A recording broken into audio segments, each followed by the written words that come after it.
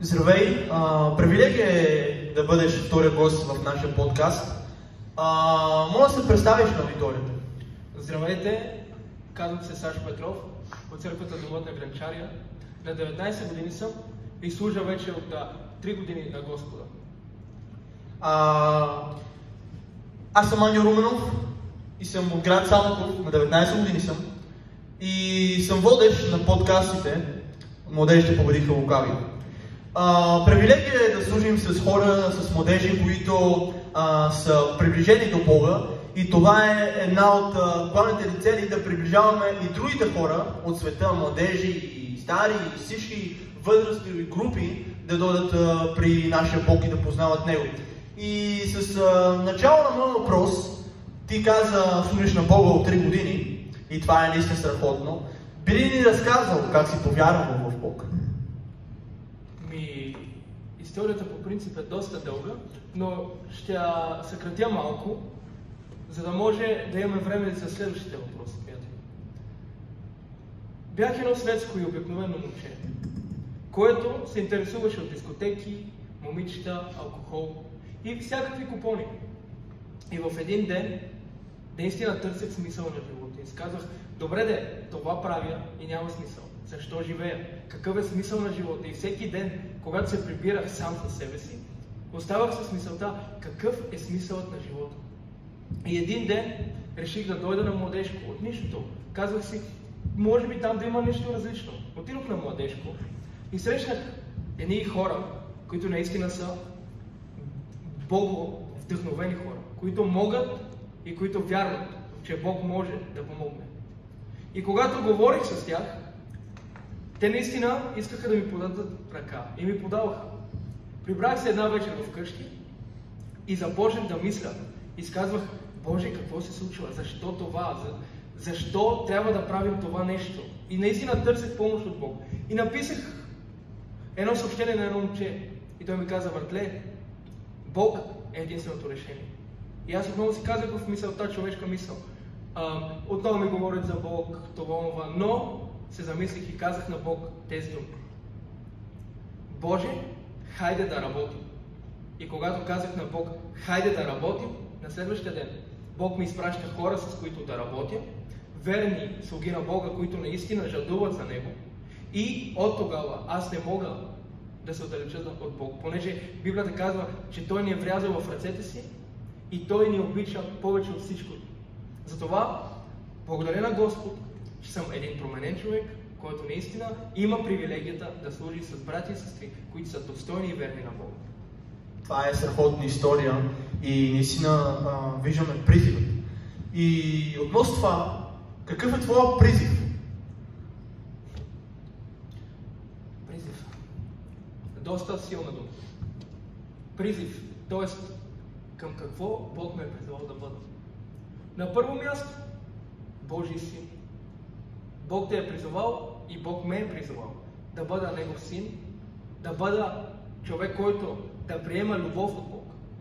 Човек, който може да дава, човек, който може да помага и човек, който наистина жадува всеки един човек на тази земя да познае Христос. И тъй моето призвание е нещо като благовестител, който да благовества на народа и да каже, че Христос е жив, че е умрял на кръста, че е възкръснал, за да може всеки един човек да получи спасение. Всеки човек има призив. И ако започна да изреждам призивите си, те са много, но основата на призива е, че Бог те е призовал да можеш да помагаш на всички останали хора да познаят кой е Христос. Може да ни разкажеш в това по-рано, което си говорихме, за библейското училище, което стартирахте с вашата група. Би ли разказал повече как стартира това и какво учихте там? Според мен това нещо си е напълно по Божия воля и по Божий план. Понеже когато бях на 13 години, аз не разбирах какво означава да бъдеш евангелизатор. Но дойде един евангелизатор в църквата и направиха евангелизация в махалата на центъра. И тогава този човек ми каза, че аз ще бъда един от новите евангелизатори в махалата. Аз дори не знаех какво е евангелизатор. И 5 години по-късно като се срещнах с Бог и опознах Бог, отново виждам, че Божите обещания, те нямат край и те нямат изчерпаемост. Те са обещания, които ще се изпълнят и се изпълняват. И точно тогава дойде един пастор, който каза: ще имате библейско училище. Отидохме 4 момчета от нашата църква. Наистина ни беше много трудно, понеже бяхме само 4 младежи, които дори бяха непълнолетни. Младежи, които бяха опаки, които не знаят на къде са тръгнали, но знаят, че Бог ще ги води на където и да тръгнат. И наистина имахме програми, имахме проповеди. Всеки вторник проповядвахме и благовествахме в факултета кой е Христос, покайвахме хора и наистина разпространявахме благата вест. Имахме тежко обучение, в което наистина трябваше да се събудим 5 часа, за да може да се молим за града, за държавата ни, докато всеки човек си е спал хубаво и удобно на своето легло. Ние трябваше да станем в 4:30, да се оправим до 5 за молитва, в която трябва да се помолим за народа и за хората, която траеше до 8. И след това започнахме и лекции. И така, графикът ни беше доста натоварен за тези 2 месеца. Но аз не съжалявам и благодаря на Бог за това, че Бог има намерение да обучава своите избрани. Това е страхотна история, това е нещо от духовната казарма, което говориш. Говори по-рано за Божите обещания в тази история. Имаш ли някакво свидетелство като това, какво Бог ти е обещал? Нещо, което да ти дойде в много голяма сила, да те граме това нещо, като силно обещание, което Бог ти обещава на теб? Точно когато влязох в църквата, имаше един мой брат, който наистина Бог го е призвал за пророк. И точно когато се срещнах с него, той дойде и ми каза едно пророчество, в което все още вярвам и го виждам. Бог ми каза, че ще бъде с мен повече от всички пророци, с които е бил до сега. И аз вярвам, че Бог ще изпълни своето обещание и ги изпълнява. Има много обещания, които Бог ми е казал и ги е изпълнил. И затова наистина насърчавам ви. Това, което Бог ви е обещал, то няма да премине. Библията казва, всичко може да премине, но Божията дума не може. А щом Бог каже и обещае нещо, то ще се изпълни. Само вярвай и ще видиш Божите обещания в твоя живот. Това е страхотно. И би ли ни казал свидетелство, силно свидетелство от твоя живот, което Бог се намесил в твоя живот? Силно свидетелство. Имахме една случка. Бяхме на общение и след общение останахме само младежи. И започнахме да си играем, например, на видеоигри, говорихме си и забавлявахме се. И когато се забавлявахме, точно зад мен имаше врата, цялото от стъкло, и един мой брат ме бутна и счупихме стъклото. И гърбът ми точно бяха стъклата точно върху гърбът ми. Но абсолютно нито едно стъкло не можа да ме докосне и дори нямаше следа от наранено.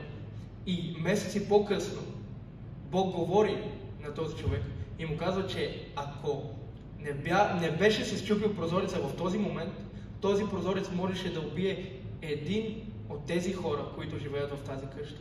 И наистина Бог, когато направи нещо, то го прави с промисъл. И благодаря на Бог за това, че е опазил мен и че е опазил хората в това семейство. Вау, това е страхотно.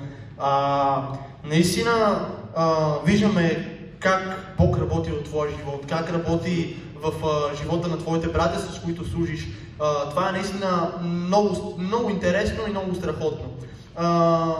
Следен ли въпросът към тебе, какво мислиш за българската църква в България и като цяло за пасторите и за хората? Какво е допринасяла църквата в Самоков и в градовете извън Самоков? На първо място, реформация. Ако я нямаше Божията църква и ако не присъстваше Бог в градът ни, в махалата ни, хората нямаше да бъдат толкова добри, толкова ползотворни, толкова вярващи и нямаше да има този мир, който Бог е сътворил заради нас, за да може ние да имаме мир с Него. Нямаше да има наистина тази любов, която всеки човек се опитва. Всеки човек се старае да бъде по-добър, понеже е опознал Бог, който иска ти да бъдеш по-добър. Бог иска да надграждаш и да бъдеш все и да бъдеш по-добър. Да, наистина. Но ако я нямаше християнската църква, хората нямаше да стараят и нямаше да знаят кое е добро и зло. Библията казва, че заповедите на Бог, които Той ни ги е дал, са за да можем да разберем кое е добро и кое е зло. Трябва да си направиш равносметка. И наистина, ако ти си от хората, които си познал Бог, виж, започни да правиш това, което Бог смята за угодно, а не ти. Защото когато Бог каже нещо, че не може да се направи, Той го прави за твое добро. За да може ти да бъдеш по-добър и по-успешен. Наистина, Божията църква е променила много нации и много народи. Ако погледнем и Библията назад в Стария Завет, може да разгледаме много случки. Това е страхотно. С последен въпрос, който искам да завършиме. Като вярващ човек, като човек, който познава Бог, като човек, който има пълно обещание, като човек, който знае какво е Бог, знае любовта на Бог, знае какво е да вярваш в Бог, дори когато нямаш, дори когато имаш.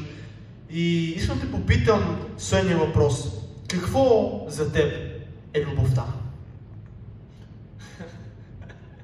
Любовта е личност.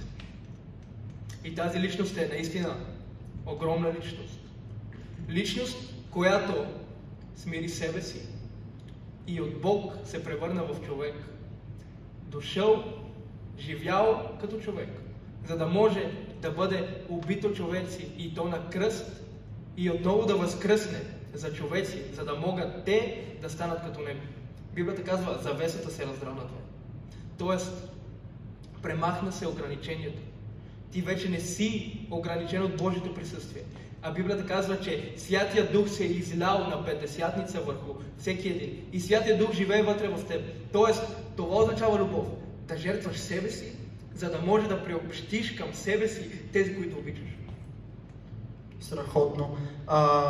Наскоро, докато пребъдвах в Бог, Бог ми дава едно откровение за кръста Исус. Много интересно това. Какво мислиш за страшните филми? Не мисля много добро за тях. Нали? И аз бях толкова маначен да гледам страшни филми и си пуснах филма Заклинанието, ако го знаеш. Да. И съм го гледал и вечерта се молим и заспивам. Имах кръст от дърво, подарък от мисионери. Да. И съм си го сложил на масата този кръст и от този филм има кадри, където има обърнати кръстове. Обаче аз, като съм го сложил, аз съм забелязал как го слагам. И вечерта към 3:30 се събуждам и гледам кръста, чуя обратно и започва да идва страхове в мене. И си казвам, Боже, моля те, помогни ми да се премахна страховете. И тогава чух Божия глас много ясно как ми казва, обърни кръста. Тогава, когато обърнах кръста, той ми каза, дигни го. Дигна го на масата и ми каза, много хора гледат кръста отпред, много хора гледат кръста отстрани. Искам да гледаш кръста отгоре. И тогава ми показа една картинка как Бог Отец гледа сина си от небето на кръста. Всички ангели изправени горе на небето и гледат кръста на Исус. Това не е нещо обикновено.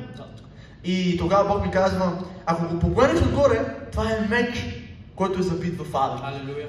Това е едно от най-силните откровения, което аз съм получил. Затова искам да те попитам с последен въпрос. Какво за теб е кръста на Исус? Какво за мен е кръста на Исус? Наистина, както каза, Библията го описва като двуостър меч, т.е. Словото, но също Библията казва, Словото беше между човеците и те не го познаха.